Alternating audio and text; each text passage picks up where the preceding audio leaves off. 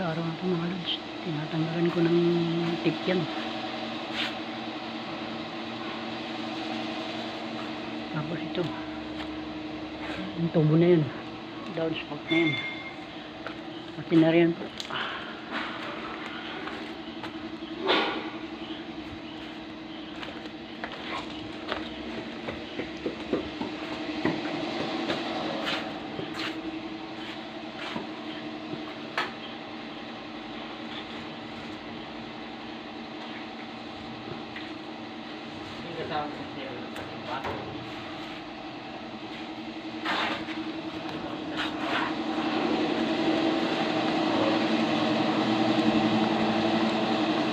Yung bago kong recruit rock.